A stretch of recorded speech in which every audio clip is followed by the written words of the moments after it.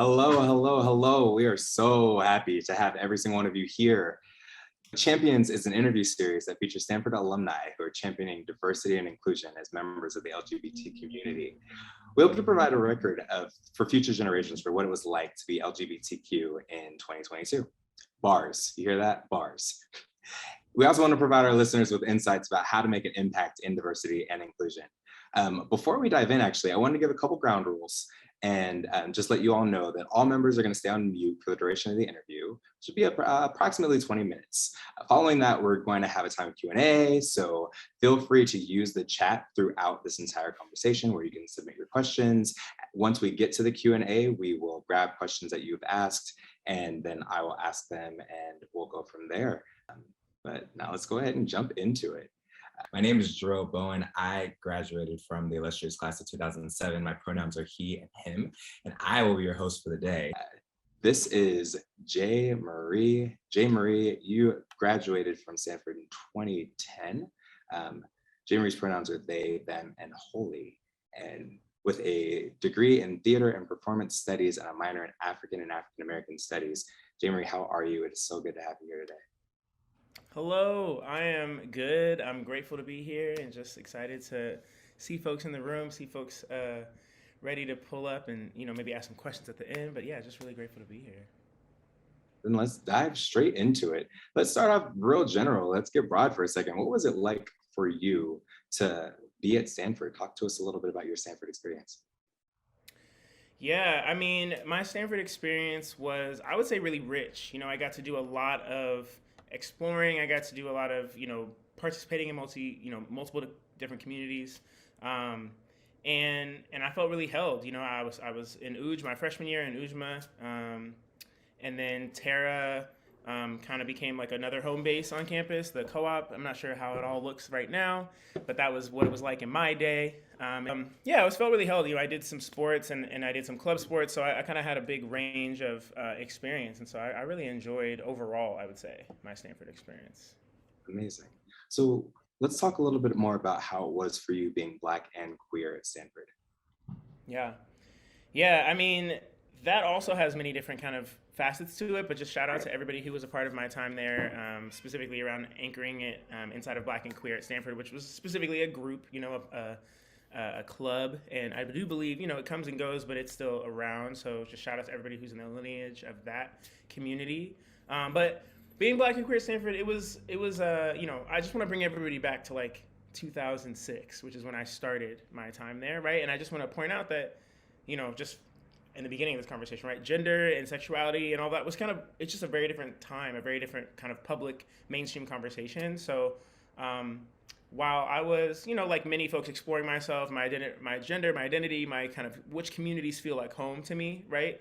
I think not only did Stanford provide a lot of access to different communities, international folks, right? Black folks from all over the country, all over the world, including, many queer folks from undergraduate, graduate, all these different kind of assets that we were all bringing, right? But I would say I found community and home in both Black communities and in queer communities in some ways. As I mentioned, UJ and Terra, for example, right? In Mirrorlees and the athlete community, there was a lot of joy and camaraderie, and you might not think that, but that was true for me.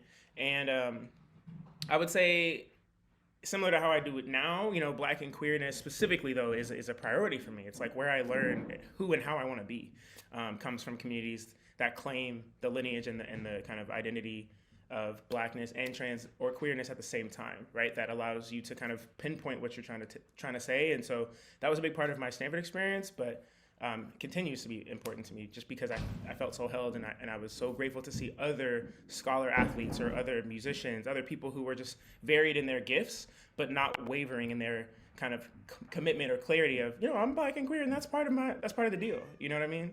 So yeah, I felt very grateful to have those examples around me. So let's talk specifically about a pivotal moment during your Stanford experience where you felt affirmed in that, or where you really had to grapple with that idea. Yeah, well, I'll also bring this back to 2008. That was the year that Barack Obama was elected for president, right? Was up for election, his very first election, and that was also the year that California was trying to decide whether or not they wanted to, in that election, be the kind of pillar in the wind around like gay marriage and if they were going to pass that on a statewide level. And so the year that I would say this is the pivotal moment that I would bring in, right, is the year that Barack Obama was elected, but same-sex marriage, even though it wasn't necessarily my personal priority at 18, right, didn't pass. It still provided a lens into like what it was like to be both of those things at the same time. And I do want to draw attention to the fact that California is actually very rural in a lot of ways, right? There's really big cities, but there's it's a huge space. There's 30 plus million people in that state, right?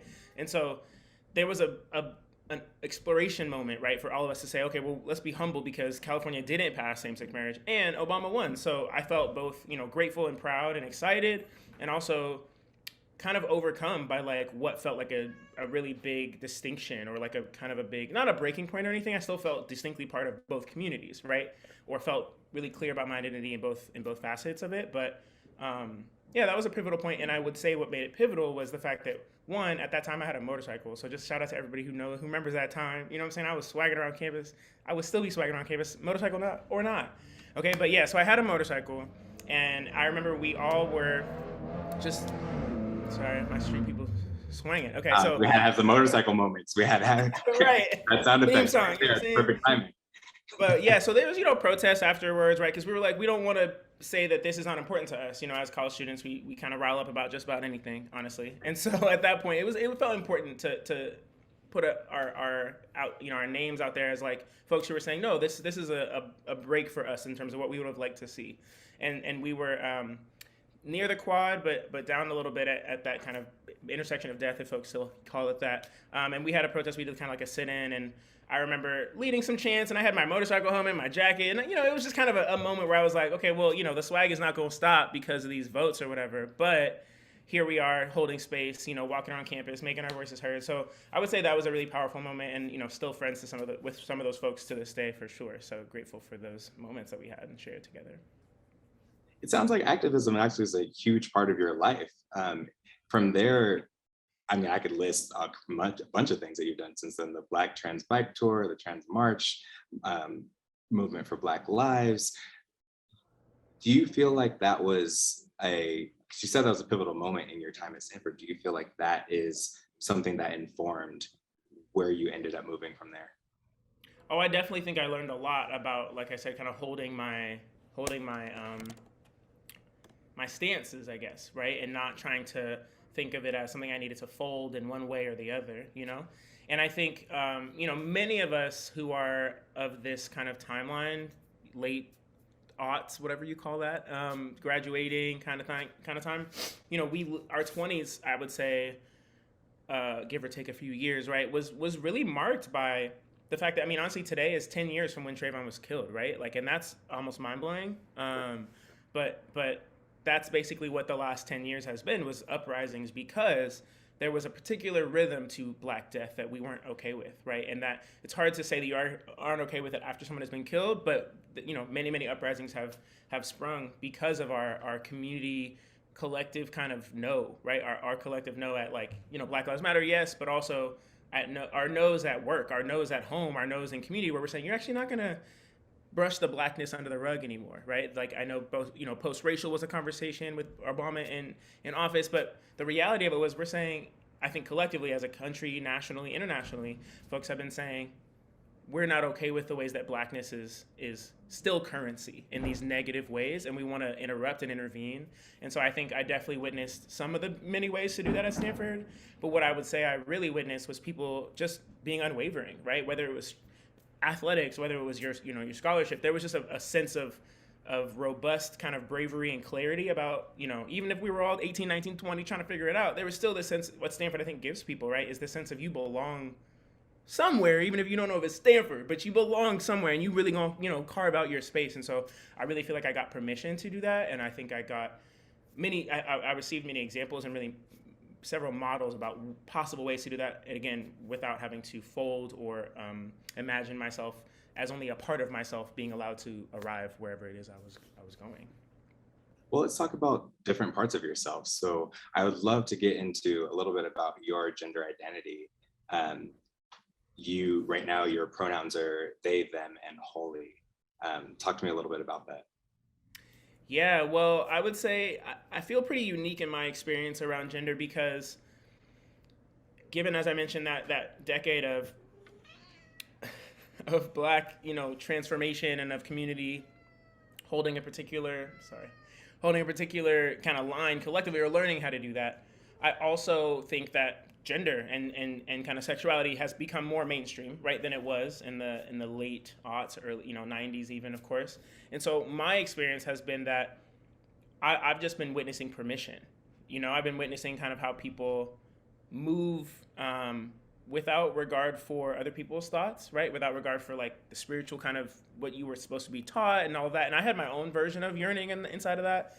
But I really feel like being a part of this generation has been transformative in terms of who belongs under the categories, right? So for me, growing up, I wouldn't have said that I was like yearning to be a trans person, yearning to be a man, yearning to kind of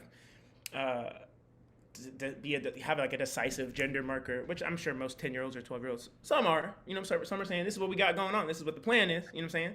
That wasn't me. I was a kid, I was chilling, I was having a good time playing girls basketball, you know what I'm saying? And I don't feel like that was necessarily my arc, but as an adult, because of the permission and because of the communities that I've been embraced by, I would say now a lot of people kind of identify me as a trans person, and I think I consent to that, but not in the way that I would do like a lot of DEI trainings on it per se, because there's a lot of things that I haven't had to endure around that identity. But I do know that I learn from folks the most.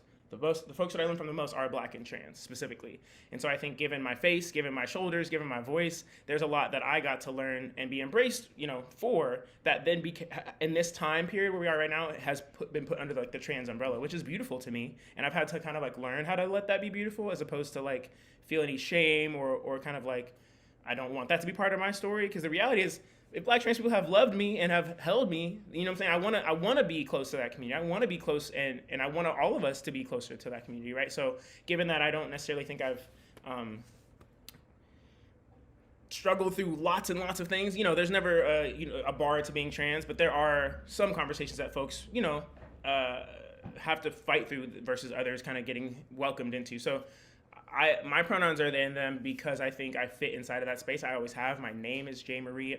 For now, as far as I know, will always be, unless I change it to Holy, which it's just there, But I wasn't planning on doing that, and I don't feel the urge to do it now. So for me, they, them is kind of like a way to acknowledge that the name that I've been given since birth, the name that I might, if I changed it, I might choose a different name, but it would probably still be in this space of like multiple genders at once kind of thing.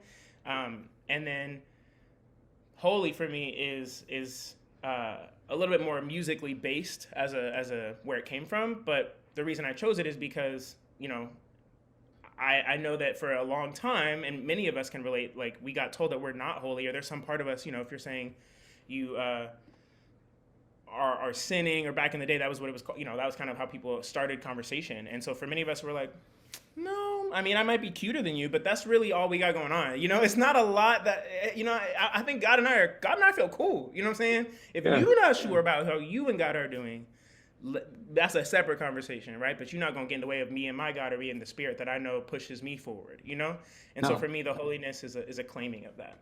You're so right. I mean, it's interesting. It particularly jumped out at me because, in the Black community, holy has a lot of meaning and a lot of representation. And there is a large conversation around being queer and being Black, being queer, being Black, and Black culture being based in religion. And so to be able to claim an identity is not necessarily something that our that grandma and auntie are out here being like, yeah, okay, I'm all right with they and them, you know what I mean? And then with holy on top of that, I already heard auntie in the back talking about get away with me with that not saved stuff. Come on, you better talk to somebody else about that. Right, I don't pray about that. Right. And so I always wonder, and so I love to be able to talk to people about how they've been able to reconcile being Black, being queer, how you've been able to reconcile being Black, being queer, and utilizing a word like holy to represent you and the work that you put out into the world. Yeah, I mean, I would say I will speak one quick point to the lineage of like my full embracing of it. One music project I did was with a reverend, and we were Reverend and the Holy Ghost, right? But I was the Holy Ghost, but the Holy Ghost was kind of like and made it seem like it could be anybody, right? But it was really a dual project, and I didn't mind not being named at the time. It was just kind of like a let's keep it moving. This feels cool. Let's try it out. Because we wrote an album together, it was all very quick, like in like a month or two, and then we toured on it for a year. And so I had a lot of people, you know, experiencing me as this like Holy Ghost figure almost, but Holy Ghost as like a group, as if it wasn't just a duo. So when we wrapped up that time, because you know, it happened fast, closed it fast, it was a beautiful thing. Grateful to have been a part of that offering to people in that spiritual moment, really. And I think that project actually healed me a little bit, right? Because I got to work and run around the country with this reverend dude who is a preacher, is a speaker, you know, was smoking and cursing. And I was like, okay, interesting. Most of us don't experience a lot of reverends like that, right?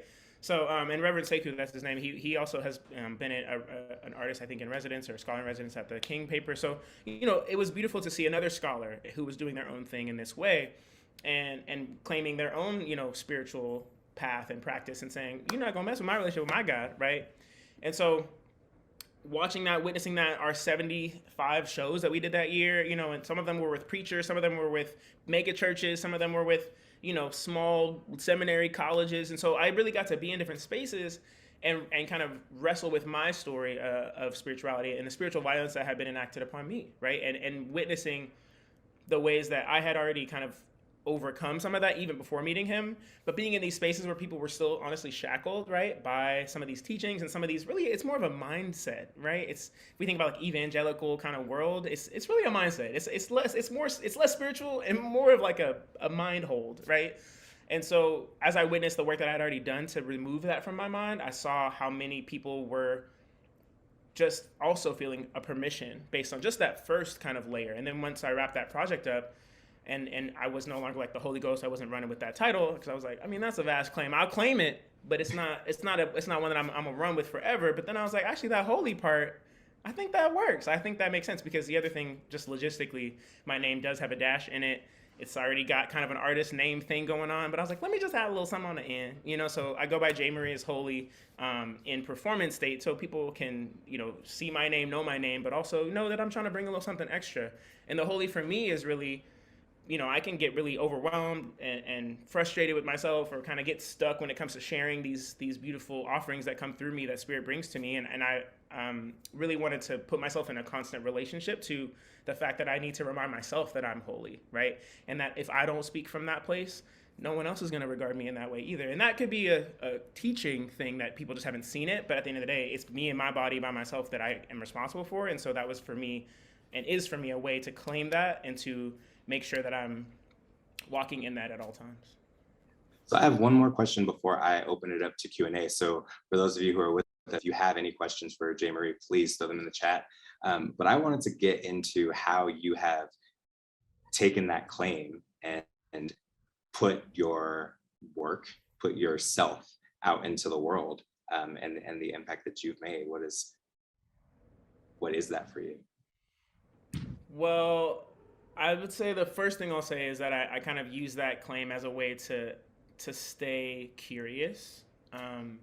I think anything can be holy, right? I think any body can be holy. Two of my main mentors I would speak into the space right now are Sonya Renee Taylor and Adrian Marie Brown, right? Adrian Marie Brown wrote Pleasure Activism and talks a lot about, you know, our relationship to pleasure. Can we be satisfied, right? Is that possible? Are we able to acknowledge what we like and love? And not only can we acknowledge it, but can we move from kind of sourcing from Audre Lorde, right? The erotic, the space of, once I felt that, I'm never going to give that kind of feeling up again, right? And that's, you know, a lineage that Black women have traversed, right? Because people have taken a lot from, I would say, us, because I do still feel like Black womanhood is part of my story in my life. And I love Black women, and that's just it, right? But Sonya Renee Taylor talks about the body as not an apology, right? And like, how are we making peace with the bodies that we have? In the same way that a toddler loves their body, right? Doesn't have any kind of messages in their head about my thighs are too thick and oh my goodness, yeah. Right? And so from those two folks, in addition to the Audre Lordes and the James Baldwins, right? Like, I really feel a deep both gratitude and grounding in my birthright to claim my body and to claim myself, you know, and to claim my body, claim myself, and to push myself to stay in relationship, stay in a relationship to myself that is as holy, right, and as accountable as I can make it, right, so that I'm not putting anyone else's thoughts or anyone else's presumptions, scarcity mindset stories onto me. It's a lifelong piece of work, right? But it's very much in the vein of, we can't transform the world unless we transform ourselves. And so for me, that's my constant work. And I hope to be a light, a beam, a lighthouse, and just to keep working alongside those of us who are on that same mission. I love that you said that, because it really speaks to our journey around self-discovery and kind of really staking claim in our identity. I remember, and it's interesting, somebody asked this question, and I'm glad, because I wanted to get into it. When we were talking before this, you talked a little bit about traveling to South Africa and how that experience shaped your journey in really owning that identity. Yeah. So I did get to travel. I mean, shout out to, not only the international community at Stanford, but also the international opportunities, honestly, right? To be a part of the larger world out there, and not to be limited to just the Bay Area, which is where I'm from. Hey, come on, Yay area. Castro Valley. Ooh, okay. No, but that's probably the only time I will ever said that, and the only time I will ever say that. But, we got it on recording. You guys, you heard it here first. It's gonna be a meme. Watch out. So travel was powerful for me. I did play rugby my sophomore year, and then I went on to play for the United States national team, under 20 national team for rugby, which is just like a kind of shot in the dark opportunity, really beautiful, powerful thing to be able to rep, I suppose, this wild country, but also in this like national and international stage was pretty cool. We just did a match in South Africa the summer after my sophomore year, and because that trip was just so short and it wet my palate, I decided to travel and do my thesis on South Africa, kind of the relationship between South Africa and the United States, particularly around the political kind of realities, as well as the some of the gender, the queerness, the ways that they were managing that post-apartheid, as they were discovering like the role of self-governance for their country. And so I got to travel a couple of different times, and I really just felt enriched by that opportunity. And I've since gone back to South Africa and just was able to call upon that experience. So it just was really powerful, honestly, all around. Good. So actually, you know what? Someone actually asked about you were talking a little bit about accepting this identity as trans, for whatever that is. And it sounds like part of that took you into the Black Trans Bike Tour. And I wanted to hear a little bit about your experience with that. One of the questions that we got was, talk to us about the Trans March. And so I'm like, look, we can get them both in there. Let's go. Yeah, so I'll clarify. I didn't actually plan the Trans March specifically. It was actually the first ever Trans March, but I did see it while I was a statewide organizer at the ACLU, which kind of automatically put me in conversation with national activity. Okay, we out here. You know what I'm saying? It was a good gig. Tried it out for a bit. And it was nice to get my feet wet on policy, right? Because a lot of times queerness and transness is really diluted to like individual pronoun arguments, right? Or like people who just don't want to assume or live into the reality that like trans people exist, and even young trans people exist, which is where we are right now, right? People are saying, oh, worried about people's futures. And so the reality is, the more we are trusted as a young person to discover and to determine how and who we are, the clearer our lens will get as we get older. It doesn't mean that we're stopping the world, right? It's actually saying, I'm gonna live my whole life as self-determined as I possibly can. And the beautiful thing about young people and the medicine that we have now is that nothing is irreversible so far that we've worked through, and the medicine is just really a wide open space. But essentially, the march, I saw it on my radar. I thought about bringing some kind of Missouri-based folks there, but just the way that the program was working, I wanted to keep my focus here at that time. But I saw a really beautiful opportunity too, for me, reclaim the biking part of my story, which my mom got me into biking. Shout out to all the Black women who bike, you know what I'm saying, who already pushed back against, oh my goodness, this cat, who really pushed back against,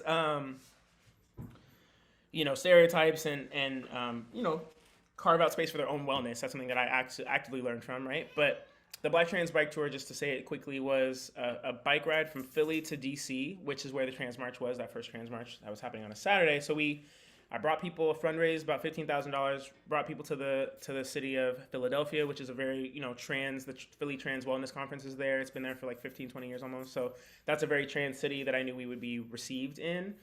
So the blackness, the biking, and then the tour part was because we were going from Philly to DC. So in that week, we got there on Sunday, did some group building, and had a send off dinner in Philly, and then had a couple other meetings, dinners over the course of the week. So we rode 40 miles a day, adjusted the bikes, fed ourselves, and then would have a gathering with folks.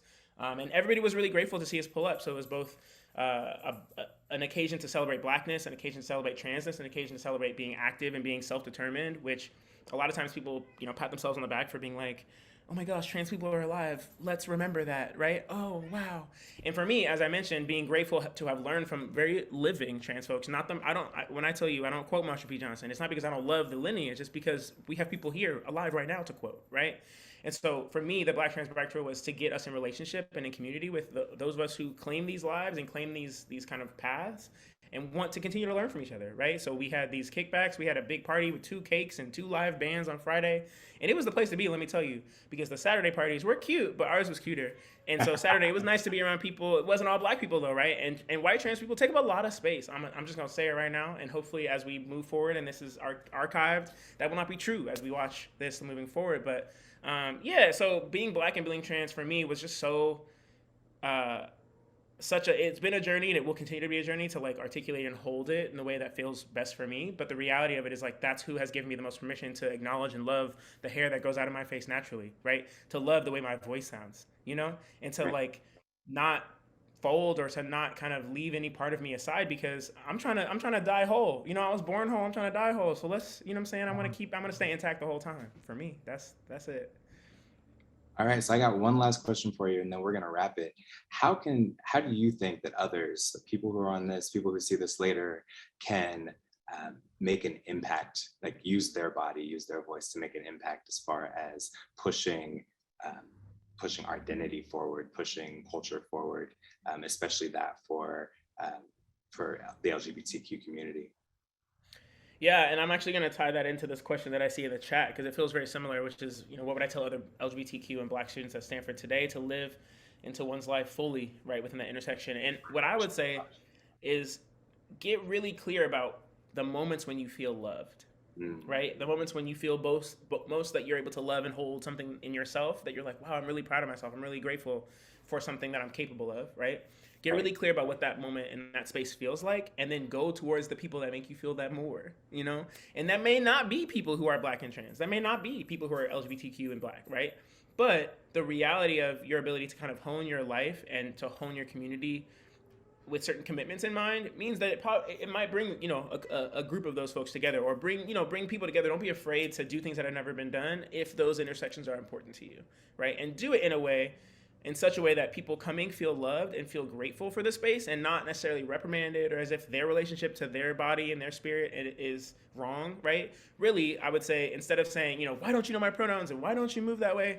The reality is, just like we've learned from kind of the white supremacy conversation and shaming people for that, it doesn't really work, to shame people for what they know or don't, what they've never learned, right? What I think works better, and what I believe is part of my work and the lineage that I hope to stand in, is that I want to love you into changing. I want to love you into seeing that we all deserve better, and that you deserve better too, and that you're not loving us because you don't love yourself, right? So I want to fill that gap as much as I can, not just for any random stranger, but really in the sense of my embodiment and what I'm committed to. And so I hope that is something that can, be done for anybody at any intersection, at any stage of life, which is to just love yourself, and be honest with people who love you about the places where you're still growing too, right? It's okay to not love everything about you. My name is literally holy because I be forgetting, okay? I be talking down to myself. My therapist is like, why are you doing that, And I'm like, I just feel like, in society, I've had to unlearn a lot, right? So shout out to everybody else who's still unlearning, and I just feel grateful to have learned from so many of us who are not, not taking no for an answer, or not allowing any part of them to be left out of what they're up to. So thank you all for your for your lessons and your learning. I see people in the chat right now who I've learned from. Marcus, Corey, thank you so much. And thank you. That it's I can't say that enough. It's so important to have different people who we can see who are representing the culture, who are stepping up and being unapologetically themselves. When we were talking earlier, you had said that, my name is holy, my work is holy, and the work that I create is holy and worthy to be put out and shared with the world. And I appreciate you for sharing your work with us right now. And I want to leave you all with that. Our work, ourselves, our bodies are holy, and we have the opportunity, and our work is worthy of being shown and seen by the masses. So if you're sitting here, you put it out there and you get it out there and make sure that people see it and hear it. Marie, I want to thank you so much. I want to thank everyone else for joining us. My name is Jarreau Bowen. I am here representing Stanford Pride, and we want to thank Marie. Thank you all for attending. The larger goal of this series is just to help future Stanford queer students understand what it's like to be queer in 2022 and highlight the differences and different experiences that make up this community. Our next interview is going to be scheduled for March 26th. We've got Zaya Bomani, class of 06, and who's going to come and talk to us about what it's like being a civil rights attorney, a legal scholar, and he's working at the intersections of race, gender, sexual orientation, human rights, and the environment. And thank you all for joining. We are so happy, and thank you again, Marie. I can't wait to see you all on the 26th.